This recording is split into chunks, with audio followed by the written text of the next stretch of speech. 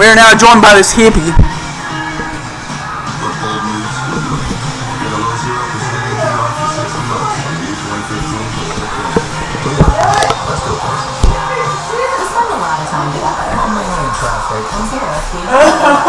Super long time too. And at first it was all business, taking here, taking there. Everywhere. And over the years, we really bonded. Sure. Why else would you always bring each other on tech run? Because we need gas. I think it's more than that. I think that you care about me. You're a good friend. Best friends? Yes, best friends. Yeah. Your car takes care of you. Care for it. Chevron with Techron. Care for your car. Ow. It's almost time for the playoffs. When underdogs fight, and the only outcome to expect is the unexpected. Anything can happen. And who wins the cup this year is anyone's guess. Play the Stanley Cup Playoffs Bracket Challenge powered by Samsung for a chance to win great prizes. Who could predict this? It could be you. Visit NHL.com/bracket. Braves baseball. This season we celebrate 50 years of opening days in Atlanta. 50 years of green grass, blue skies, and the official beginning of, hey, let's go to a game season. We live for this day. We show off our new look for spring, make sure our chopping arms are in mid-season form. And after 50 years of first games, all-stars, new names, and out-of-nowhere sensations, we know anything can happen because we are Braves country.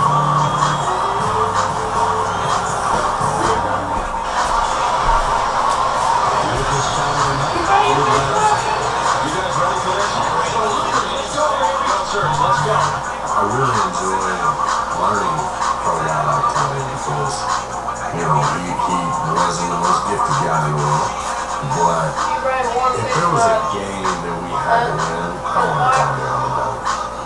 I was so mad that I even had to pitch that game, because we had a chance to close it out in Cleveland, and we didn't, we lost. And, that's always the tough thing in the postseason when you're in a series where you're getting ready to win or hoping to win and you potentially have one more start out there. You don't want it. You want your team to win and be done with it and move on to either the next series or win the World Series and not give the other team a chance. So I kind of started looking at it as, okay, you're pitching and this is a great opportunity. You have an opportunity to go out there and lead your team to a place that we all want to get to and win the World Series. So, I started to embrace it a little bit more, started to get a little excited about it. I remember we got a workout the next day, and on the ride home from the ballpark with Greg, we got to talking about it a little bit. I remember him saying, he said, pitch your game. Just do your thing and make your pitches and don't change anything.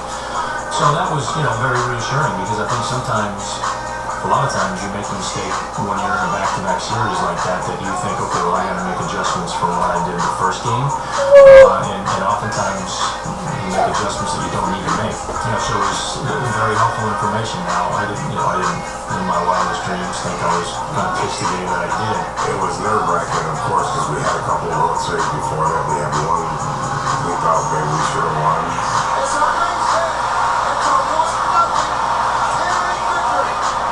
We're on number 3 now. We're thinking to ourselves, we need to win one. Tom had vision. In the big game, there was nothing that was going to deny him from pitching well, doing his job, winning the game. I would say my confidence level was through the roof for Tommy that game, and I would have expected nothing less than him being at home and dealing. And I just remember him being the same calm, stoic, kind of no big deal guy. Specifically, I remember We will go. So we were in together. Yeah. We were talking about let's get it done tonight, and I just remember seeing somebody so determined to make it happen.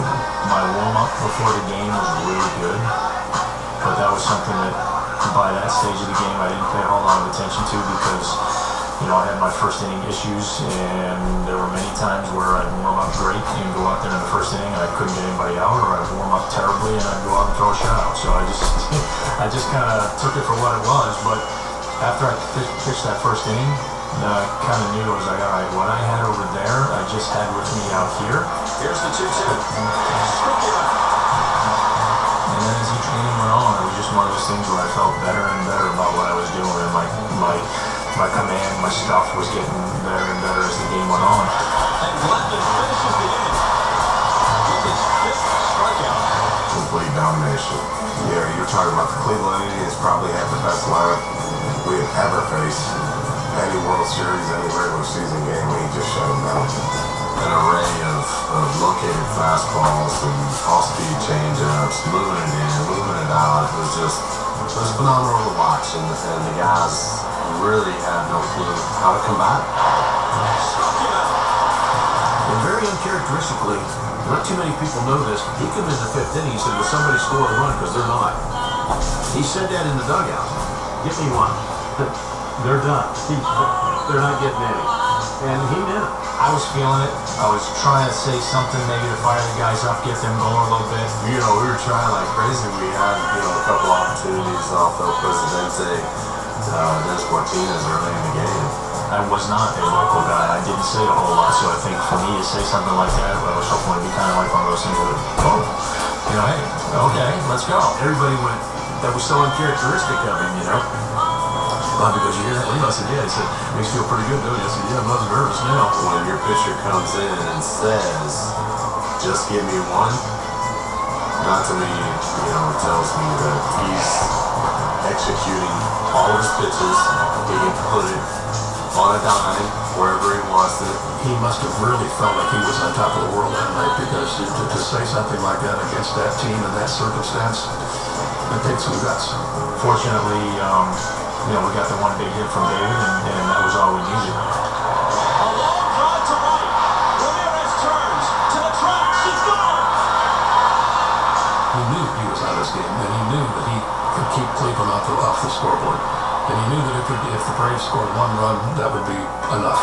As a pitching coach, I was thinking, you know what, he might get a no-hitter here. And I'm thinking, what if he has a no-hitter after 8? Tommy come in after 8, he goes, I'm done. I said, you sure? Hey, when he told you he was done, he was done.